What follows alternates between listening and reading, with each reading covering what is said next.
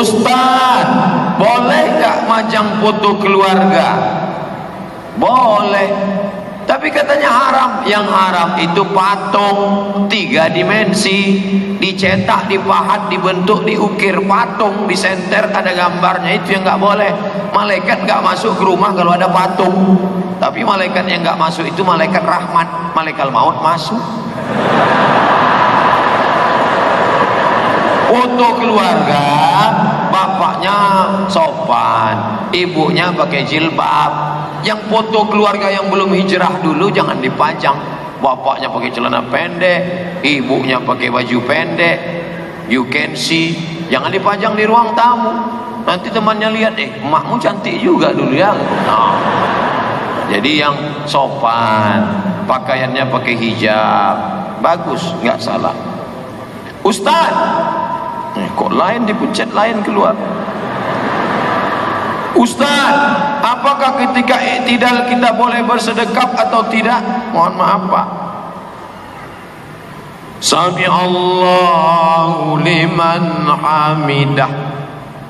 Tiba-tiba dia bersedekap. Sami Allahu liman hamidah. Boleh enggak bersedekap? Boleh. Dalilnya mana? Dalilnya umum. Nabi setiap tegak bersedekap. Allahu Akbar, Allahu Akbar.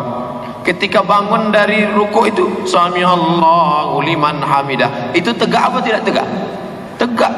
Maka dalam hadis dikatakan Nabi setiap tegak bersedekap. Itulah dalil yang dipakai oleh mereka yang setiap tegak bersedekap. Asal tegak bersedekap. Tapi dalam sholat, di luar sholat enggak. Ada juga yang di luar sholat pun bersedekap. Bersedekap. Jadi enggak usah dipermasalahkan antara bersedekap dengan enggak bersedekap. Jangan nanti pas sholat melihat kawan, Sami Allahu liman hamidah. Oh, sedekap. Enggak. Enggak usah permasalahan. Mau sedekap sah. Mau sedekap. Yang kita permasalahkan sekarang bukan sedekap, sedekah. Karena banyak orang tak bersedekah. Ustaz, saya punya teman rajin ibadah, wajib maupun sunnah, tapi kalau bicara kata-katanya sering menyakiti hati. Tiang patah bisa disambung, kaca retak bisa direkat, hati yang sakit kemana obat akan dicari. Oleh sebab itu kau jaga hati. Itu pesan A.A. Gim. Jagalah hati, jangan kau sakiti. Jagalah hati, lentera hidup ini. Kau sentuh tepat di hatinya, dia akan jadi milikmu untuk selamanya. Oleh sebab itu jangan kata-kata kasar. Ada orang yang mati hari kiamat, sholatnya banyak, puasanya banyak, zakatnya banyak, hajinya banyak, bininya banyak. Tapi nanti di akhirat ternyata apa yang terjadi? Amalnya habis gara-gara apa? Dia lebih mengerikan daripada peluru dalam game online. La tubtilu sadaqatikum bil manni wal adha. Jangan kau batalkan perbuatan baikmu dengan kata-kata yang kasar, menyinggung perasaan orang. Apakah Bapak Ibu ada menyinggung perasaan, tersinggung gara-gara cakap saya? Ada Pak Ustaz. Ustaz ngomongnya kasar. Maafkan saya, please forgive me. Hamba Allah yang penasaran.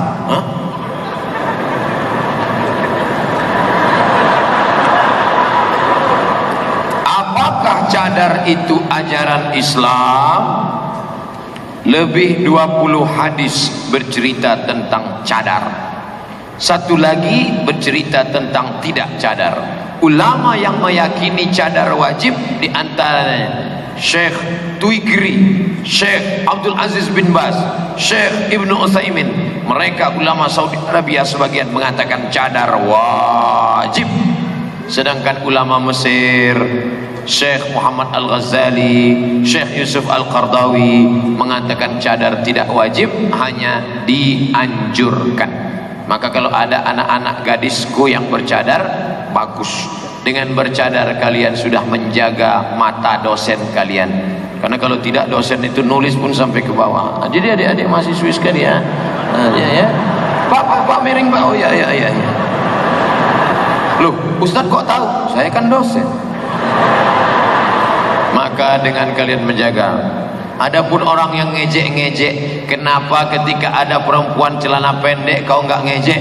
Kenapa ketika ada perempuan celana sempit kau enggak ngejek? Kenapa ketika ada perempuan celana jin kau enggak ngejek? Tapi ketika ada orang pakai cadar kau ejek. Hai ninja, hai zombie.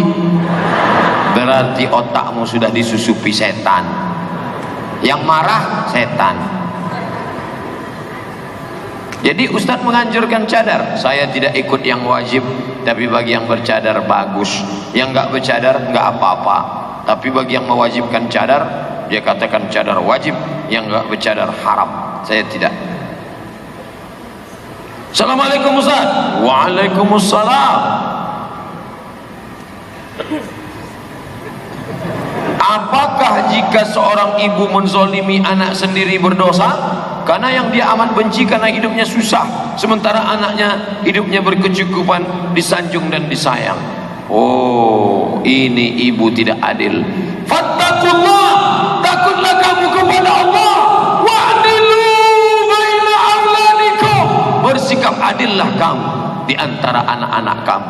Bahkan kalau anakmu itu autis, anakmu itu perlu perhatian khusus, anakmu yang sekolah di SLB, itu adalah kehendak Allah. Ketika janin berumur 40 hari dalam bentuk air, 40 hari dalam bentuk darah, 40 hari dalam bentuk daging, datang malaikat meniupkan roh. Engkau tidak pernah minta dia jadi anakmu, dia pun tidak pernah minta engkau jadi ibunya. Itu Allah yang memilihkan. Kau yang membenci anakmu, kau yang tak adil pada anakmu karena dia cacat, karena dia miskin, maka engkau sudah menolak takdir Allah Subhanahu wa taala. Rusak akidah. Apakah seorang anak yang benci oleh ibunya, yang tetap menjaga hati ibunya, masih mendapatkan ridha? Ini bukan anak durhaka, tapi ibu durhaka. Si anak tetap mendapat ridha. Ridha Allah fi ridha walidain. Ridha Allah terletak pada ridha orang tua. Orang tua yang bagaimana? Orang tua yang takut kepada Allah Subhanahu wa taala. Adapun orang tua seperti istrinya Lut, seperti istrinya Nuh, perempuan durhaka, maka tak ada surga di tapak kakinya. Maka hai anakku yang kau berbakti, jangan sampai kau takut. Jangan sampai kau takut, karena ibu seperti itu tidak akan memberikan mudarat apa-apa kepadamu. Ustadz, gimana caranya biar sholat kita khusyuk?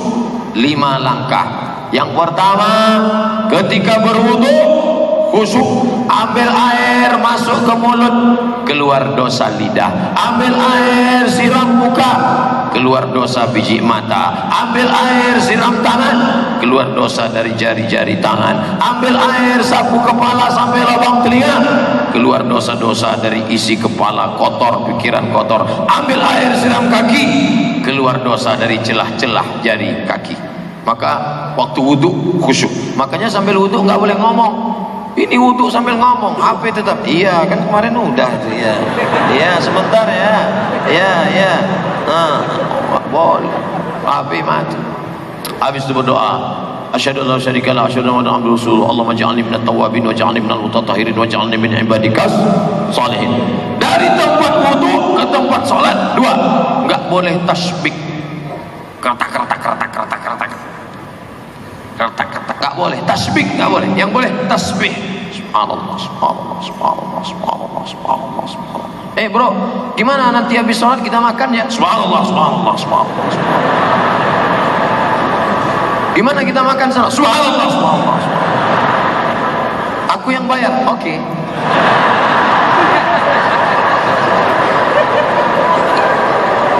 Boleh. 3. Ngomong ngerti apa yang diomongkan. Inna salati wa nusuki wa mahyaya wa mamati lillahi rabbil alamin. Makanya ngaji sama ulama. Makanya yang pertama tadi yang paling panjang, ngaji sama ulama. Anak-anak masukkan ke pondok pesantren, SMP IT, Islamic Boarding School, pondok pesantren. Itu yang akan membuat dia ngerti ucapan sholatnya. SMP bahasa Inggris, SMA bahasa Inggris, kuliah bahasa Inggris. Emangnya sholat pakai bahasa Inggris? Mana ada orang sholat pakai bahasa Inggris? inna salati my praying, wa mahyaya my life, wa mamati my die, lillahi ta'ala for you oh my God. Ada. Bahasa Inggris mantap, silakan bahasa Inggris, tapi bahasa Arab.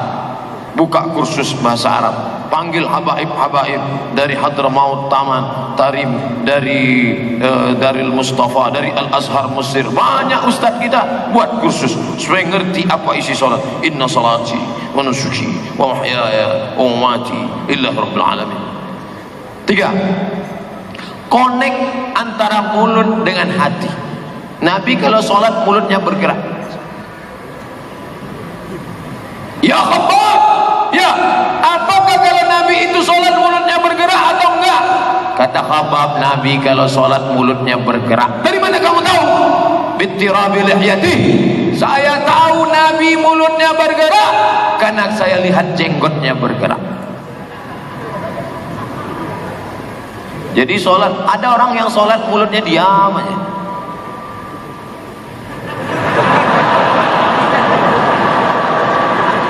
Bismillahirrahmanirrahim. Mulut harus bergerak.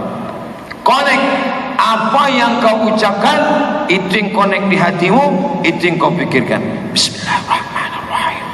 Qul huwallahu ahad, Allahus samad, lam yalid. Seperti bawa motor, sholat itu seperti bawa motor, agak-agak naik ke trotoar, turun lagi, agak-agak jauh naik lagi, agak-agak mau nabrak listrik.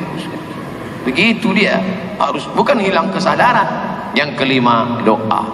Jangan lupa doa, minta sama Allah. Ya muqallibal qulub, wahai engkau yang membolak-balikkan hati, sabit qalbi, kokohkan hatiku, ala dinik, dalam agamamu, wa ala ta'atik, tolong aku ya Allah, ini hatiku bukan punya aku tapi punya engkau, bimbing aku dalam khusyuk kepadamu ya Allah. Mudah-mudahan Allah memberikan khusyuk pada kita. Nggak habis-habis. Bagaimana kalau kepala keluarga tidak berani jadi imam di rumah karena bacaan kurang baik? Saya nasihatkan sama ibu-ibu, ibu jangan terlalu menuntut bapak terlalu banyak, nanti dia lari. Kalau bapak membangunkan ibu nanti malam ngajak tahajud, dia ambil air dibangunkannya ibu, bangun. Itu kalau nikahnya udah 20 tahun. Tapi kalau yang baru-baru honeymoon bulan madu, wake up my darling, wake up my honey, lalu dia pimpin sholat, usolli sunnatat tahajud rak'ataini imaman lillahi ta'ala, Allahu Akbar. Diam aja, sabar, berarti dia baru latihan imam sholat zuhur. Sholat zuhur kan gak bunyi. Dia di kantor diam-diam, dia sedang latihan. Jangan resek. Masa imam gak bunyi?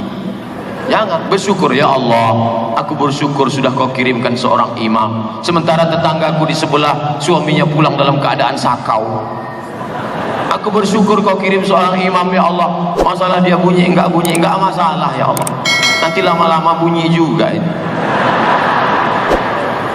Yang laki-laki kalau mau jadi imam latihannya zuhur dulu, karena zuhur itu modalnya takbir aja, Allahu Akbar.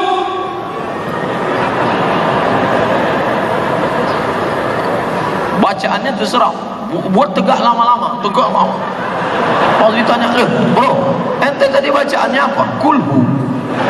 Loh, kok lama sekali? Aku ulang 10 kali. Nanti sudah agak lama baru. Oh, bismillahirrahmanirrahim. Alhamdulillahi rabbil alamin. Ar-Rahmanir Rahim. Maliki yaumiddin. Iyyaka na'budu wa iyyaka nasta'in. Ihdinas siratal mustaqim. Siratal ladzina an'amta 'alaihim ghairil maghdubi 'alaihim waladdallin. Amin. Bismillahirrahmanirrahim. Inna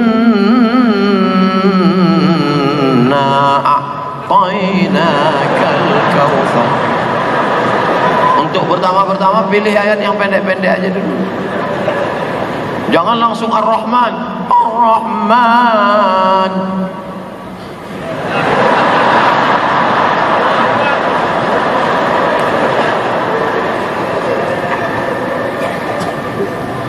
Assalamualaikum Ustaz. Waalaikumsalam. Saat ini umat Islam sudah banyak terkotak-kotak, bahkan banyak yang beragama Islam tapi suka mencela ulama, ustadz maupun habib. Tak jarang sesama muslim saling ejek, padahal seharusnya kita saling menguatkan satu sama lain. Kalau begini saya khawatir kelangsungan generasi Islam. Pertanyaannya mana?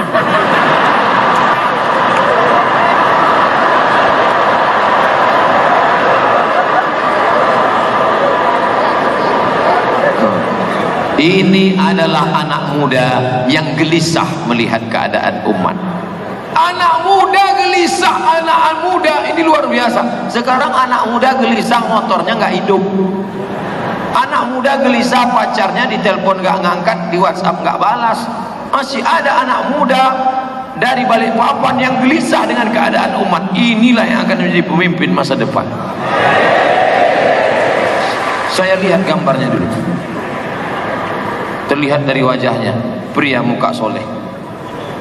Oleh sebab itu maka kenapa umat ini terpecah-pecah? Ini adalah ujian. Tapi ternyata malam ini tidak nampak mana NU, mana Muhammadiyah, mana Al-Wasliyah, mana FPI, semuanya melebur menjadi satu, bersatu dalam la ilaha illallah. Alhamdulillah. Ustaz, bagaimana taubat yang benar? Hehehe.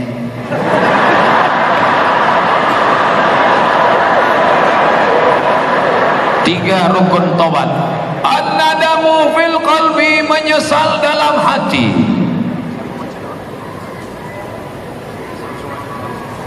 Menyesal dalam hati. Yang kedua, al-iqraru bil lisan, dinyatakan dengan lidah. Wal itmar, tekad tidak akan kembali. Caranya mandi taubat. Mandi taubat gimana? Basah semuanya. Basah semua. Pakai shower apa pakai bak terserah. Pakai sampo apa terserah, basah semua. Habis itu solat taubat. Usolli sunnat taubat raka'ataini lillahi ta'ala. Allahu akbar. Iftitah Fatihah, ayatnya terserah apa aja. Kulhu Pak Ustaz boleh. Yang rakaat kedua kulhu lagi kebangetan.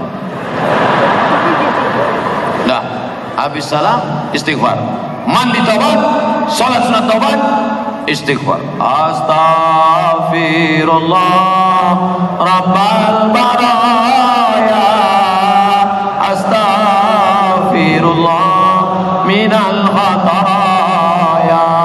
Astaghfirullah, aku minta ampun kepadamu ya Allah. Rabbal baraya, Rabb Tuhan semesta alam. Astaghfirullah, aku minta ampun kepada engkau ya Allah. Minal khataya, dari silap dan salahku ampunkan.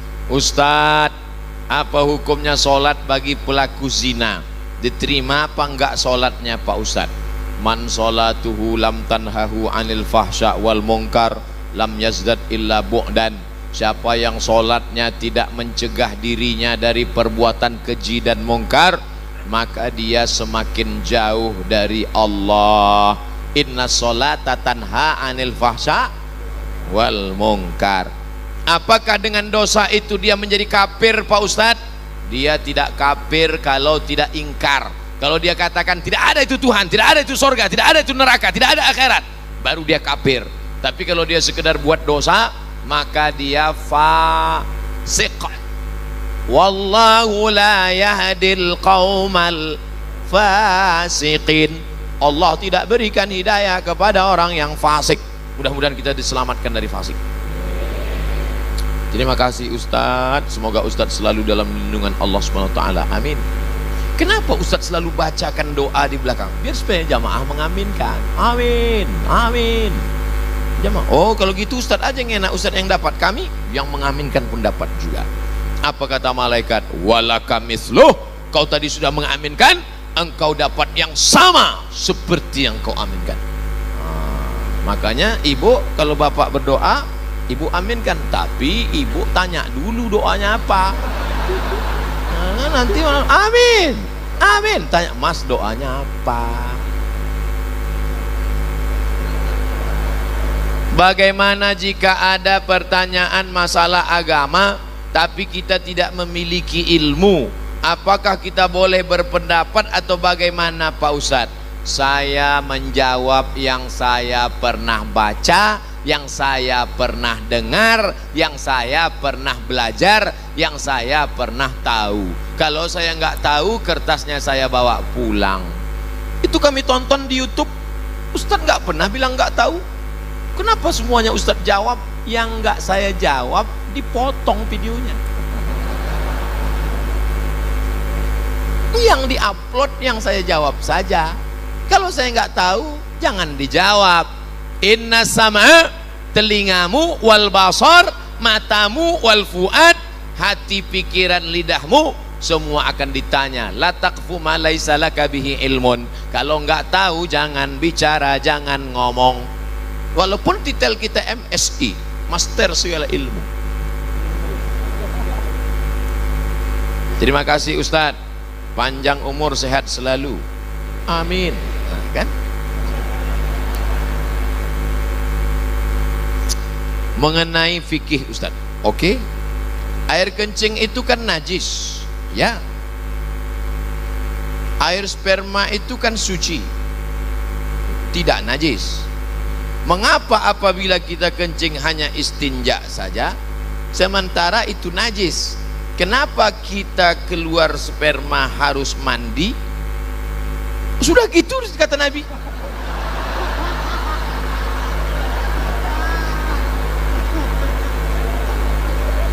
Kalau keluar air wudhu, tapi kalau keluar sperma mandi. Padahal ini najis, yang ini tidak najis. Kenapa harus begitu Pak Ustadz? Pokoknya sudah begitu kata Nabi Muhammad, jangan tanya-tanya. Yang dilihat itu bukan tempat keluarnya, tapi bukan benda yang dikeluarkan. Yang dilihat itu bukan saluran tempat keluarnya, bukan pula cairan yang dikeluarkan, tapi yang dilihatkan itu adalah talazzuz. Talazzuz ada rasa nikmat. Maaf. Ada orang sakit, tiba-tiba keluar spermanya. Apakah dia wajib mandi junub? Tidak, karena tidak ada rasa nikmat. Ketika keluar rasa nikmat, talazzuz namanya. Talazzuz diambil dari kata laziz, nikmat, tapi bukan yang lembaga amil zakat.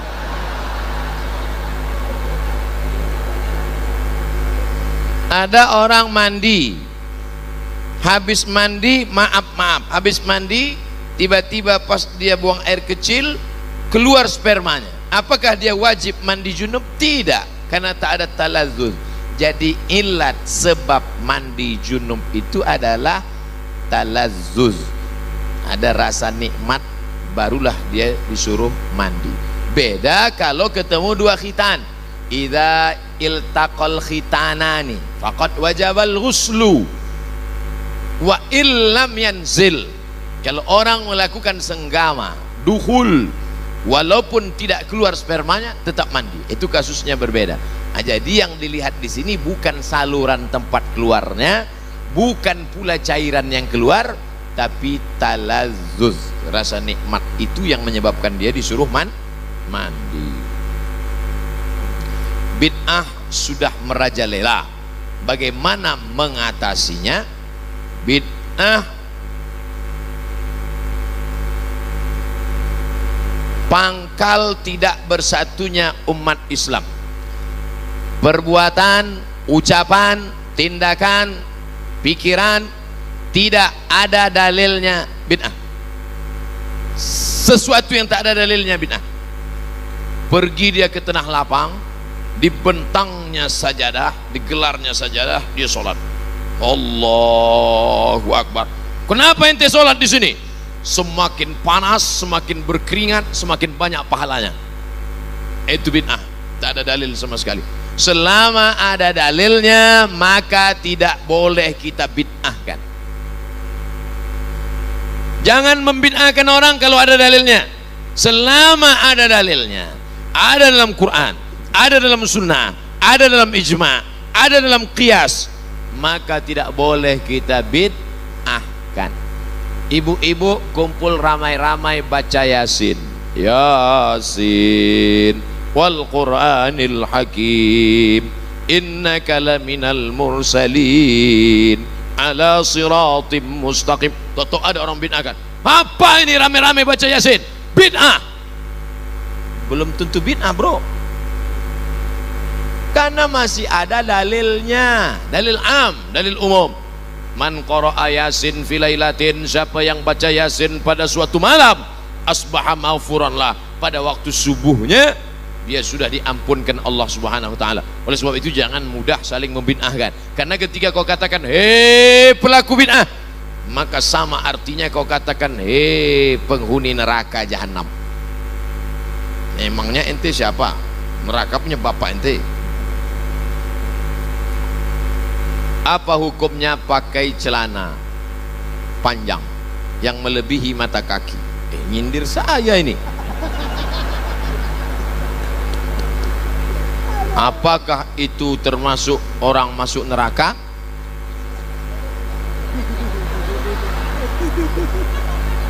Pakai celana melebihi mata kaki, untung rumputnya subur, nggak kelihatan. Ini celana melebihi mata kaki, apakah masuk neraka? Ma asfalal ka'baini finnar. Kain, celana, jubah di bawah mata kaki masuk neraka. Neraka, neraka, neraka, neraka. Jangan baca satu hadis, ada hadis yang lain. Man jarra thawbahu khuyala, kalau dilewatkan mata kaki untuk sombong. Kalau enggak sombong enggak apa-apa, kata Imam Syafi'i.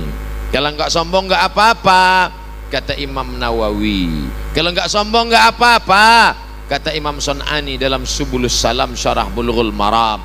Kalau enggak sombong enggak apa-apa, kata Imam Syaukani dalam Nailul Autar. Kalau enggak sombong enggak apa-apa, kata Syekh Yusuf Al-Qardawi dalam kitab Kaifana Ta'amal Ma'as Sunnah.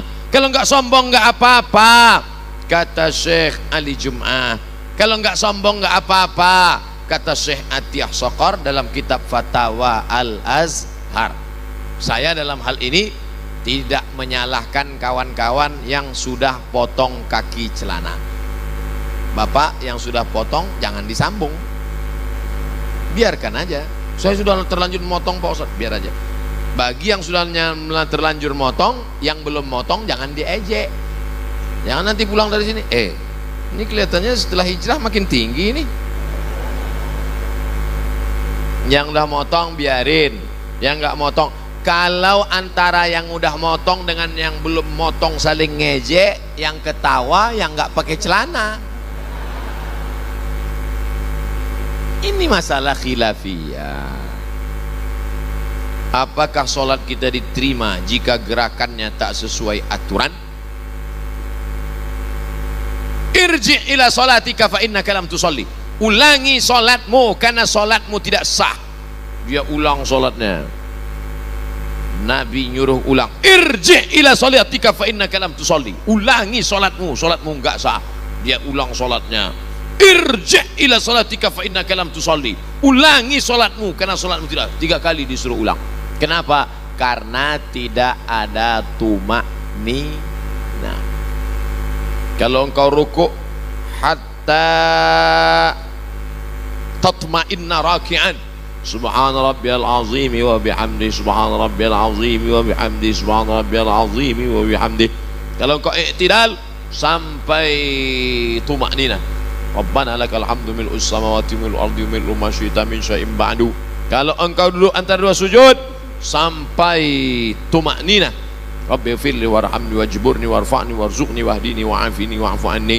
Nah, jangan sholat seperti bambu ditiup angin.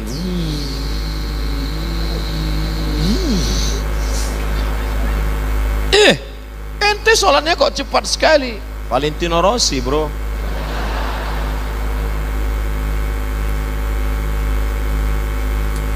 Tidak sesuai aturan karena shopnya sempit. sempit sopnya. Gimana sopnya sempit? Darurat tubihul mahzurat. Di Masjidil Haram, Masjid Nabawi, ma baina baiti wa mimbari, antara mimbarku dan rumahku, raudhatun min riyadil jannah, taman surga. Karpetnya warna hijau, yang lain merah, saya hijau. Taman raudhah. Sampai di situ sempit. Mau ruku aja setengah. Allah, di depan orang Afrika. Oleh sebab itu maka saat itu darurat. Tapi di Masjid Az-Zikra, Masjid Az-Zikra pun sempit juga. Masya Allah. Apa tiap malam begini? Amin ya Rabbal. Nah, oleh sebab itu maka kalau dalam keadaan sempit termaafkan. Darurat Masjidil Haram, Masjid Nabawi, di Hijr Ismail. Tapi dalam keadaan lapang mestilah sempurna. Kadang masjidnya lapang, tapi dianya yang sempit, karena tidak bisa tegak berdiri, sakit, duduk di kursi. Maka itu pun la yukallifullahu nafsan illa wus'aha. Duduk di kursi. Allahu Akbar. Ada kursi? Tak ada. Minta kursi.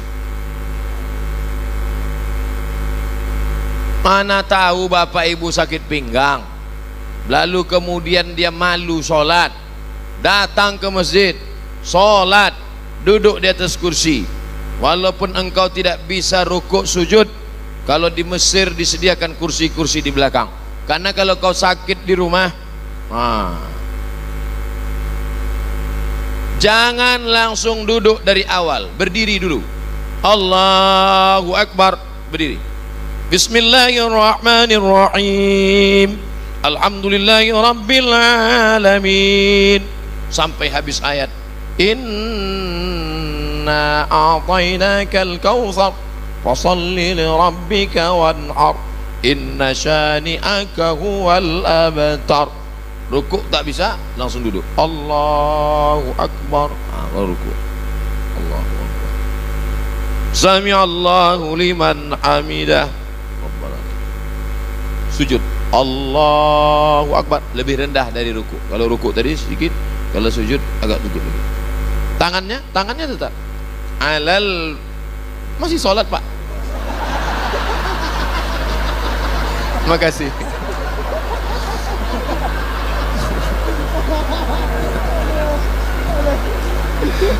Mohon maaf Pak Ketua Yayasan.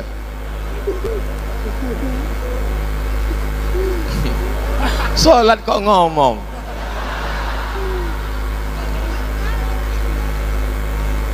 Alal fakhidaini, tangan di atas paha. Awir rukbataini, atau di atas lutut. Jadi nanti kalau ada yang tangannya di atas lutut atau di atas paha. La alal hawa, bukan di atas angin. Ada yang sujud di atas angin. Allahu Akbar. Di atas angin. Sujud. At-tahiyatul barakatuh. Tetap at-tahiyatul barakatuh salawat. Saya Pak Ustadz telunjuk saya yang sakit. Ya terus at-tahiyatul. Jangan pula diganti at-tahiyatul. At-tahiyatul barakatuh. Tidak ada alasan untuk tidak sholat berjamaah. Dulu waktu sehat tidak mau ke masjid, sudah sakit baru dapat hidayah datang ke masjid. Sudah sehat tak ke masjid, sakit pun tak ke masjid, mati baru ke masjid. Na'udzubillah. Tapi insya Allah yang hadir malam ini anak-anak muda semua. Amin. Kami yang tua Pak Ustadz, casingnya tua, signalnya tetap muda.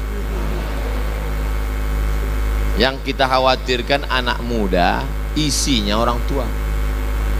Anak-anak muda umur 17-18 gaya letoy lesulung lai mau mati. Saya kalau udah diundang anak muda gayanya gitu, saya kasih ketua. Mana ketua panitia? Sini, bawa semua ke panti jompo. Tapi alhamdulillah malam ini semuanya alhamdulillah dalam keadaan istiqomah iman dan Islam. Jangan lupa daftarkan diri Anda segera menjadi peserta Laziz, Lembaga Amil Zakat, Infak dan Masjid Az-Zikra. Mudah-mudahan. Saya punya uang dengan orang. Waktu saya mau bayar, dia sudah pindah. Saya punya utang dengan orang. Waktu saya mau bayar, dia sudah pindah. Gimana tuh Pak Ustaz? Carilah dia. Saya sudah cari, tak dapat Pak Ustaz.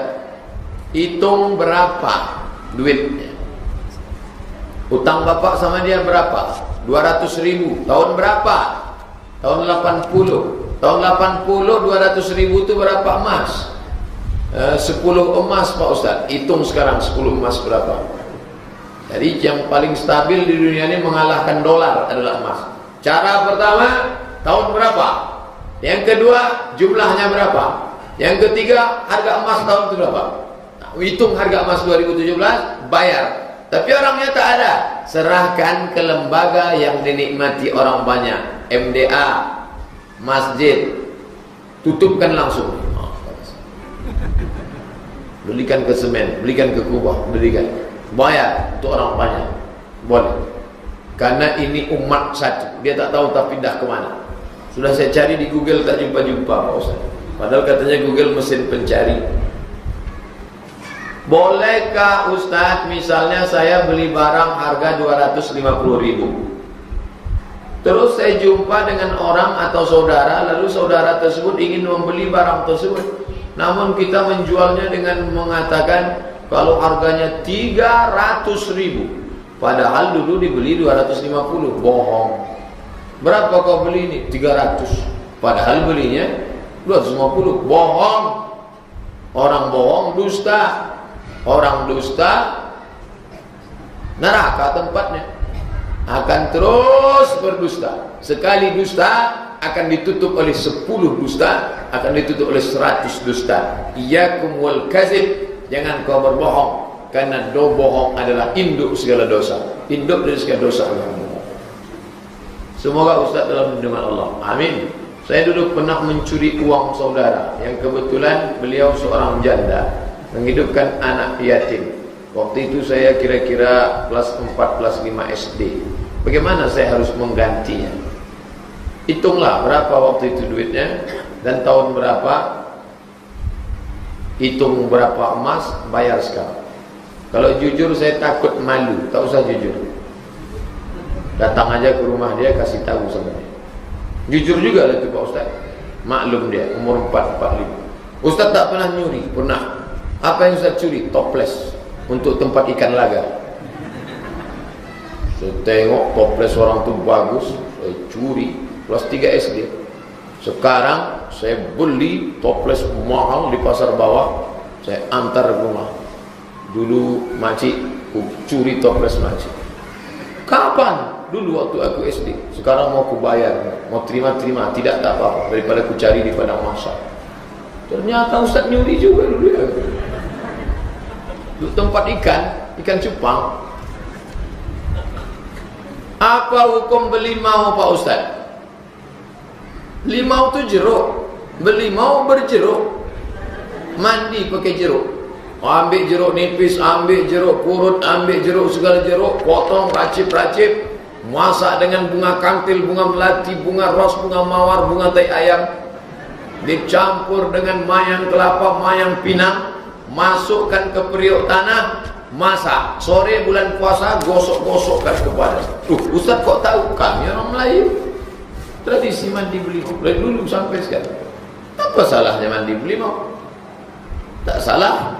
Kenapa mesti pakai limau? Karena zaman dulu belum ada Dettol, belum ada Lifebuoy, belum ada Rejoice. Maka mandi pakai limau, menghilangkan kerak-kerak daki-daki, bersih, wangi. Maka malam itu sholat tarawih, wangi limau semua. Harum. Apa pula salahnya? Lalu kenapa MUI Sumatera Barat? MUI Sumatera Barat mengharamkan belimau.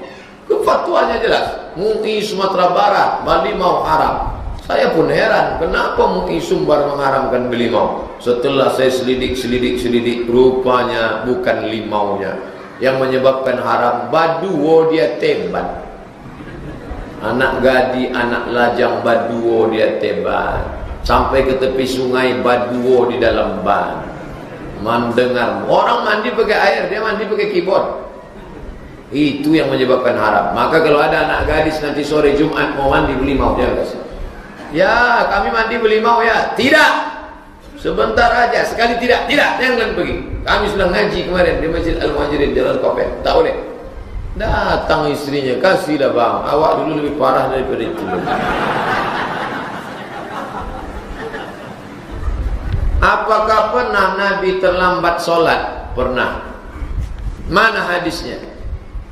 Imam Abu Bakar, makmum sahabat. Nabi sakit keras menjelang meninggal. Tak bisa Nabi sholat, suruhnya Abu Bakar jadi imam. Ketika Abu Bakar sedang jadi imam, Nabi waktu itu sakit.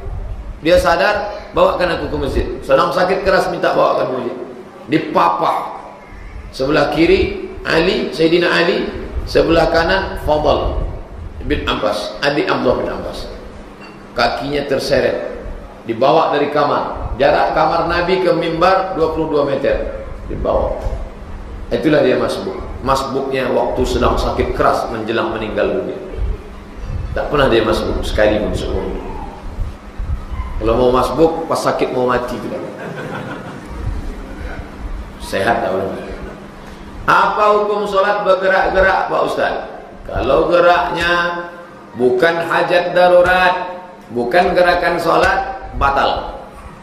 Tapi kalau geraknya hajat, tak batal. Mana contoh gerak hajat? Allahu Akbar, lewat ular, kobra. Uqtulul aswadaini, bunuhlah dua yang hitam walaupun kau sedang sholat. Ada sendal, pukulkan sampai mati. Tak batal sholat. Atau adik-adik sedang outbound camping di Bukit Naang. Di depan ada kolam. Pas sedang sholat tiba-tiba tak tahu tak datang dari mana, ada orang buta lewat. Jangan biarkan dia nyemplung ke dalam. Maka tarik tangannya. Tapi jangan ngomong, tarik tangannya lewatkan kolom. Tak batal sholat. Jangan masuk ya Pak, batal sholat. Adapun gerakan-gerakan batal sholat. Nengok-nengok. Besar betul. Batal sholat. Apa hukum sholat yang mata kakinya disatukan dengan orang sebelahnya? Soalnya tadi di samping saya ada Ustadz menempelkan kaki di sebelah. Sawu sufuf, luruskan saf. Fa inna taswiyatas sufuf min tamamis shalah. Lurusnya saf bagian dari kesempurnaan salat. Qadamun bi qadamin, kaki rapat dengan kaki. Mangkibun bi mangkibin, bahu rapat dengan bahu. Bahu rapat dengan bahu. Saddul khalal, tutup celah, tak boleh ada celah. Cuman ketika bahu kita rapat, kita tak risih. Kenapa tak risih? Karena ada kainnya. Tapi ketika kaki rapat, risih karena tak ada kain. Apalagi digerak-geraknya pula. Saya termasuk yang tak risih. Kalau ada orang menempel kaki saya diam aja. Tapi kalau kita tempel kaki dia sekali, dia geser, jangan kita tempel lagi, nanti asik mungkin kaki aja.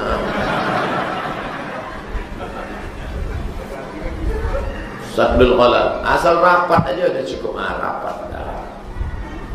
Jadi tempel sini. Takut kita dia preman baru tobat, 2 kali dia dipijakkan ya mau gitu. Bertinju di masjid. Begitu bertinju di masjid, datang orang dari luar masjid. Kenapa mereka tinju? Gara-gara kaki. Untung awak tidak ke masjid. Apakah wanita yang haid boleh ziarah kubur? Boleh. Lalu apa dibacanya? Salam. Assalamualaikum ya ala diyar minal mu'minin wa inna insyaallah bikum lahiqun yarhamullahu mustaqdimin wal mustakhirin. Nasallallahu lana wa lakumul afiyah. Allahumma fir lahum warhamhum wa'afihim wa'afan. Boleh. Yang tak boleh baca Quran. Kalau uang hasil penjualan tanah zakat yang dikeluarkan, jual tanah, ya berapa jual tanah? 100 juta. 100 juta. Tanggal 27 Syawal. Apakah langsung keluar zakatnya? Tidak. Pegang duit itu selama setahun. Setelah setahun baru wajib.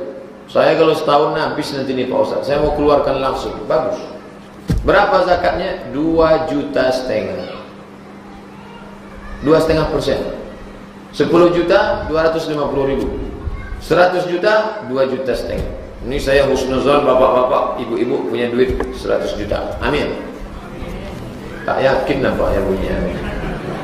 Yang punya duit 100 juta, zakatnya 2,5 juta. Keluarkan enggak Pak? Setiap tahun. Satu kali tahun keluarkan 2 juta. Keluarkan.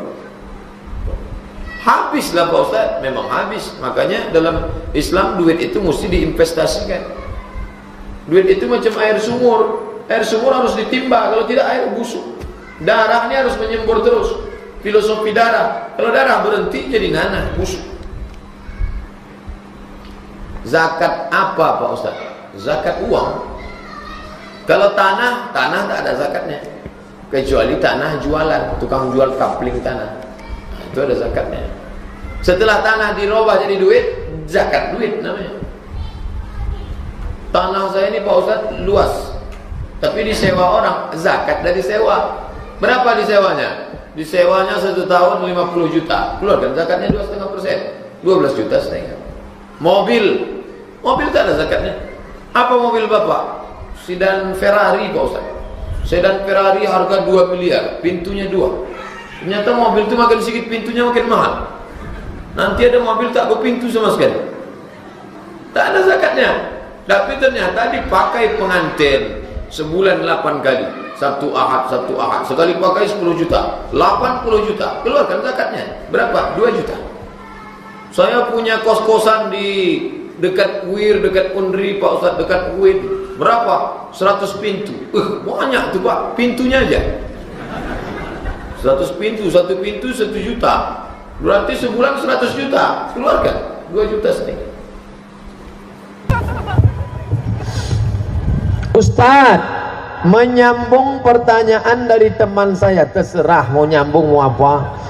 Kalau pada zaman Nabi dulu, Nabi menikahi janda-janda yang sudah tua. Tapi ini pasti perempuan.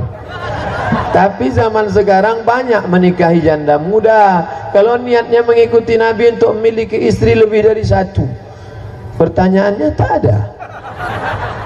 Trims, Assalamualaikum WRWB. Mohon maaf ya Pak Ustadz, laki-laki boleh menikah. Fankihu ma tabalakum minan nisa'i masna 2 wa sulasa 3 wa ruba' 4. Fa in khiftum alla ta'dilu, kalau kau tak sanggup berlaku adil, fawahidah, only one, 1 saja. Kalau kau sanggup adil silakan. Ini mau saya selamatkan ini Pak Ustadz, kasihan anak yatimnya ini Pak Ustadz banyak. Jadi ini maknya ini mau saya nikahin nih Pak Ustadz. Kalau kau adil, kau sanggup biayanya, kau sini, maka lakukanlah. Tapi kalau gara-gara itu meletup perang dunia ketiga, elok tak usah. Banyak resikonya. Tapi kalau kau mampu, maka baik kau laksanakan. Kau sudah menyelamatkan anak-anak yatim. Ustaz, kenapa di agama kita banyak sekali aliran mazhab, padahal sumber dalil agama jelas dari Quran Sunnah? Saya suka ngaji dengan ustadz-ustadz, kadang tak tahu mazhabnya apa. Akhirnya setelah banyak mendengar dakwah ustadz, ternyata dalam ibadah saya campur-campur mazhab. Mazhab Hanafi, mazhab Maliki, mazhab Syafi'i, mazhab Hambali, NU, Muhammadiyah, Perti, Persis, Al-Wasliyah, Al-Irsyad, semuanya sepakat solat subuh itu wajib. Betul? Mana letak ikhtilafnya? Katanya banyak ikhtilaf. Siapa bilang banyak ikhtilaf? Justru yang banyak itu titik persamaannya wajib, tapi teknis pelaksanaan. Yang Muhammadiyah tak pakai usolli, yang NU pakai usolli fardhus subhi rak'ataini. Muhammadiyah enggak pakai usolli. Allahu Akbar. Dua-duanya sah. Kenapa tak pakai usolli? Karena niat dalam hati. Mana dia berbunyi? Allah. Mana berbunyi? Niat dalam hati. Lalu orang NU kenapa disuarakannya? Hati yang was-was, takut setelah takbir hati berkata-kata Allahu Akbar. Ini sholat sunnah apa sholat wajib? Allahu Akbar. Ini qobliyah apa ba'diyah? Allahu Akbar. 3 rakaat apa 4 rakaat? Maka untuk menguatkannya dicakapkan di mulut, usolli fardal maghribi, aku sembahyang maghrib. Maka tercampaklah isya. Salasa rakaatin, 3 rakaat. Adaan tunai, makmuman jadi makmum. Maka dengan diucapkan di mulut kuatlah hati. Allahu Akbar. Dan bahasa Arab ini tidak hanya bahasa ibadah, bisa dipakai nanti waktu umrah. Salasa rakaatin, 3 rakaat. Kebetulan tinggal di Zamzam Tower, ditanya sama orang Arab, Daur kam, tinggal lantai berapa? Salasa rakaatin, lantai 3. Saya tinggal di lantai 4 Pak Ustaz. Arba'a rakaatin, lantai 4. Cuma lantai 7 agak payah sedikit. Daur kam al-maghrib wal isya. Itu lantai 7.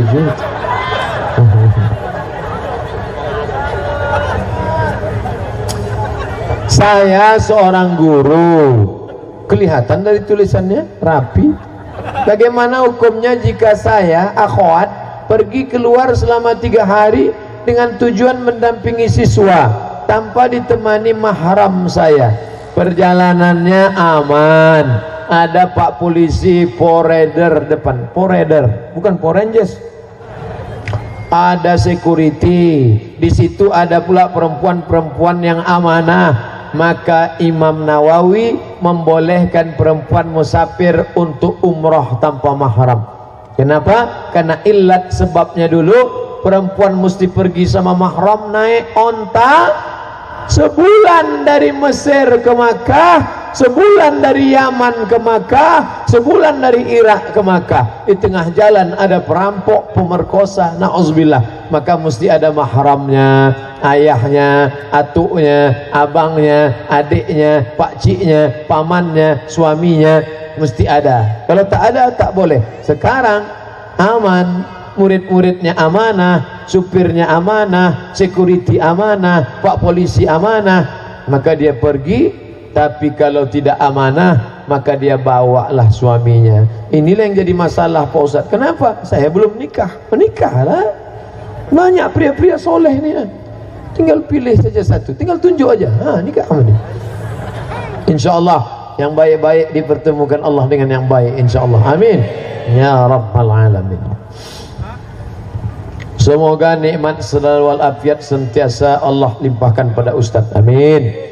Seorang wanita bersuami, ya, menikah dengan laki-laki beristri secara diam-diam di negara luar tanpa sepengetahuan suami dan istri mereka. Yang menjadi saksi pernikahan adalah keluarga dari pihak wanita. Apa hukum bagi para saksi bersekongkol dalam perbuatan zina? Karena laki-laki menikahi perempuan, perempuan itu statusnya adalah istri orang, berarti zina haram. Kecuali sudah diceraikan istrinya, diceraikan suaminya, itu pun setelah habis iddah 3 bulan. Jadi kalau kita cerai engkau, bukan langsung boleh dia nikah sama orang lain. Tunggu dulu 3 bulan, iddah namanya. Kenapa nunggu 3 bulan? Boleh jadi hatinya berbalik, benci dan rindu, marah dan suka, letaknya sama-sama di hati. Boleh jadi pagi benci, sore sayang. Maka 3 bulan hati berbalik. Yang kedua, manfaat menunggu 3 bulan, boleh jadi rahimnya waktu itu ada anak, maka dengan 3 bulan itu ketahuan. Pakai tes pack kan bisa. Banyak tes pack yang tak betul. Dites katanya kosong, habis itu pas di ronsen nampak anak itu tersenyum. Oke, kata dia. Apa hukumnya bagi para saksi? Maka mereka sudah bersaksi palsu. Ala adallukum ala akbaril kabair. Maukah kalian kutunjukkan dosa terbesar di antara dosa besar? Apa itu ya Rasulullah? Isyrak, syirik, uququl walidain, durhaka pada orang tua, syahadatuz zur, kesaksian palsu. Apakah ini istri orang? Tidak, Pak. Ini janda. Yakin? Iya. Kau sudah memberikan kesaksian palsu, dosa terbesar, bersekongkol, bahkan menyebabkan orang berzina. Na'udzubillah. Hati-hati, waspadalah. Bagaimana hukum sholat berjamaah ke masjid bagi kaum perempuan? Karena ada pendapat melarang perempuan untuk sholat berjamaah di masjid. Perempuan lebih baik sholat dalam pekarangan, lebih baik sholat dalam kamar, lebih baik sholat dalam tempat yang kecil. Kapan ini? Ketika terjadi fitnah. Ke perempuan boleh ke masjid dengan syarat dan ketentuan berlaku. Kalau ke masjid janganlah pakai make up tebal-tebal. Kalau mau ke masjid janganlah dipakai celana legging. Banyak jamaah masuk paret gara-gara itu nih orang. Tentu tetap menjaga aurat. Ya masjid jangan cerita. Ini tirai sekat laki perempuan asal sudah habis sholat. Orang baca Quran. Tengok ini orang apa hantu kata dia. Allah tidak akan memasukkan ke surga orang yang masih punya tanggungan hutang. Bagaimana dengan bank hutang Indonesia yang sangat banyak yang dipakai untuk kesejahteraan rakyat? Apakah nanti di yaumul akhir akan diminta pertanggungjawaban kepada rakyat Indonesia? Iya juga ya. Nah, ngeri-ngeri sedap juga kita nih. Nanti pas di akhirat, Ustadz Somad status pending. Mudah-mudahan kita diselamatkan Allah Subhanahu wa taala. Karena yang dimaksud utang piutang itu adalah personal pribadi. Surat Al-Baqarah 282, Al-Baqarah 282, satu halaman full. Ya ayyuhalladzina amanu, hai orang beriman, idza tadayantum bidainin, kalau kalian menjalin transaksi utang piutang ila ajalin musamma, sampai batas limit waktu tertentu, faktubuh, tulislah. Maka saya dengan bapak tulis sampai harinya tagih bayar. Kenapa kau tak bayar? Fa in kana dzu usratin, kalau dia dalam kesulitan, fa nazratun ila maisarah, kasih dia waktu mudah. Kau susah sekarang, ya. Kapan kau bisa bayar? Tambah 2 bulan lagi Pak Ustaz. Oke, 1 Mei bayar ya. Ya, Mei mana? Maybe yes, maybe no. Janganlah begitu bro, bayarlah. Nanti kau di akhirat payah mencari aku. Belum tentu kita satu level VVIP.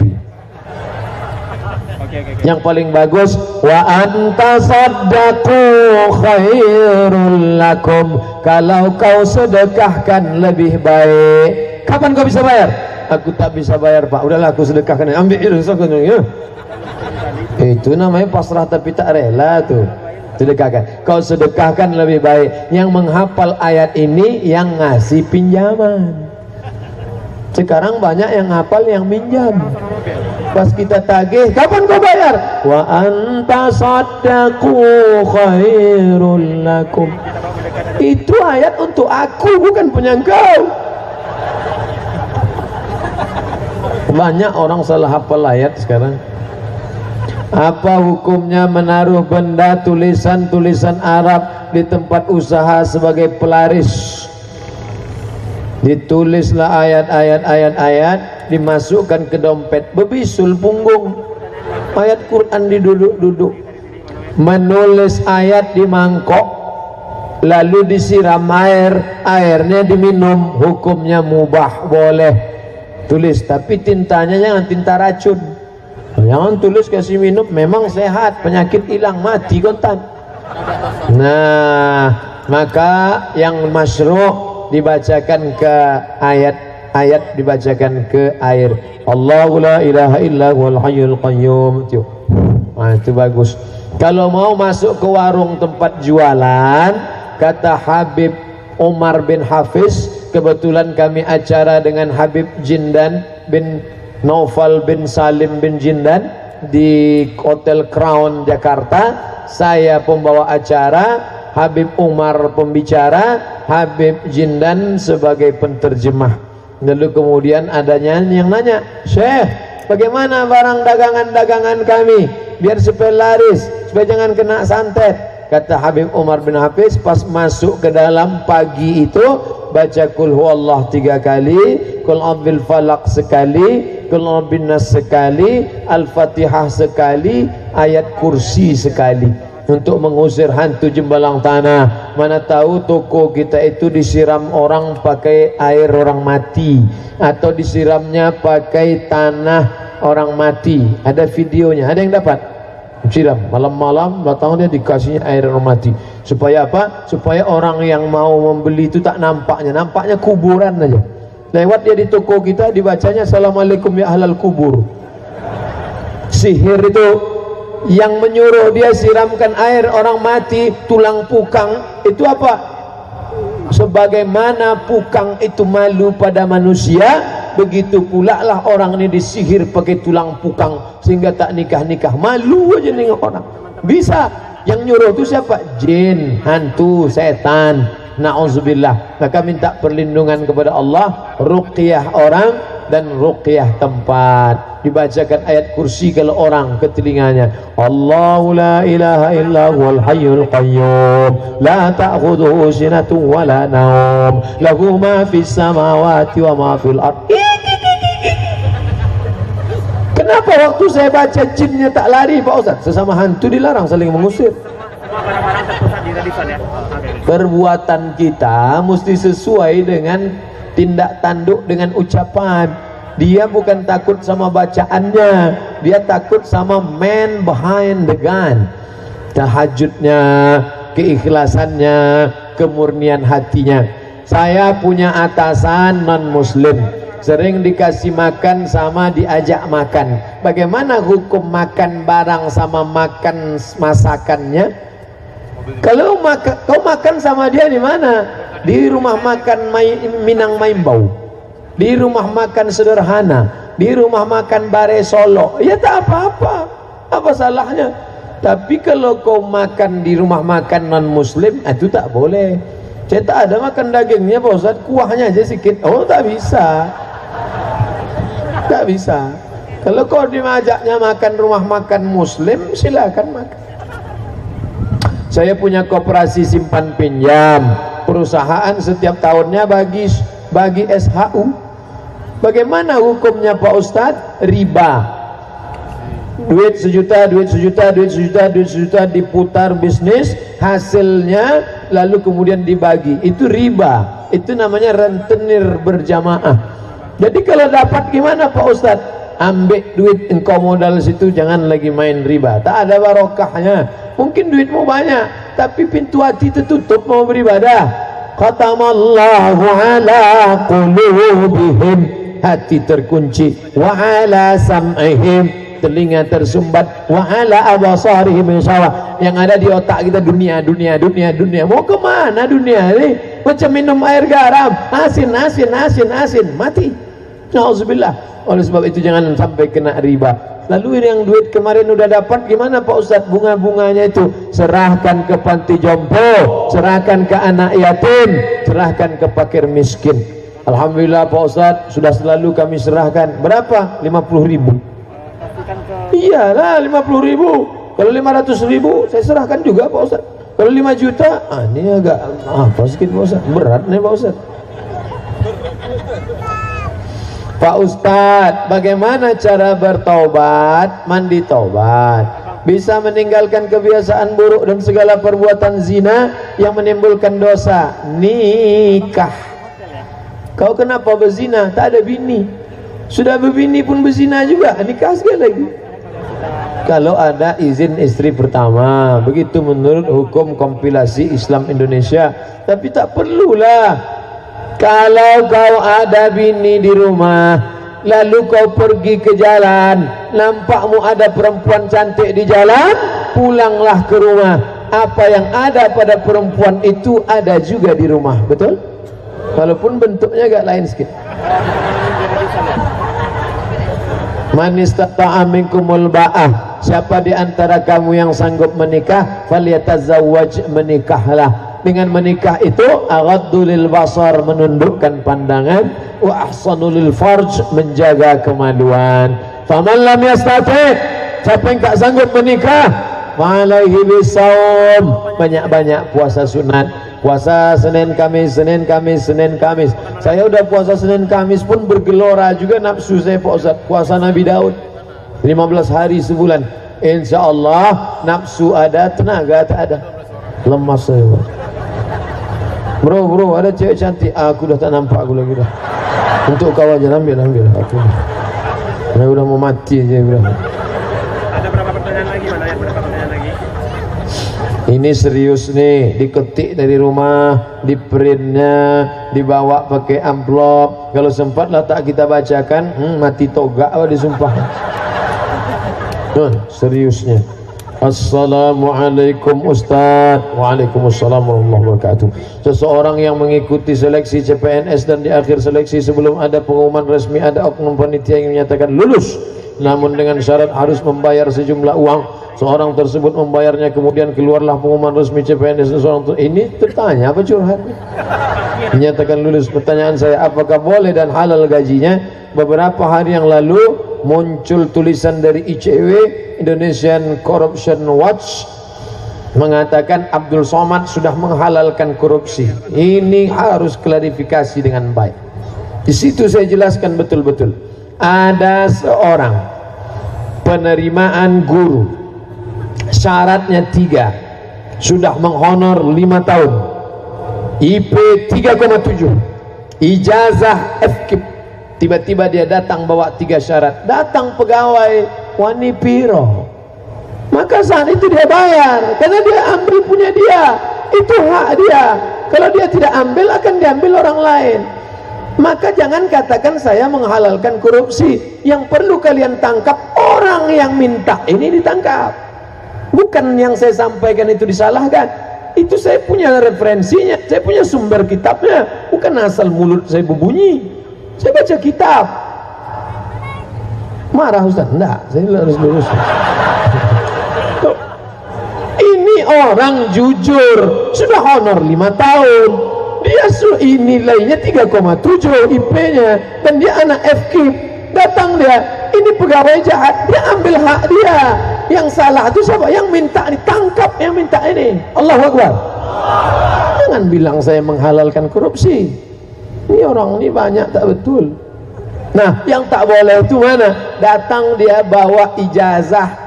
Ijazah yang dia bawa teknik sipil, IP 2,0, masih cabut aja kerja.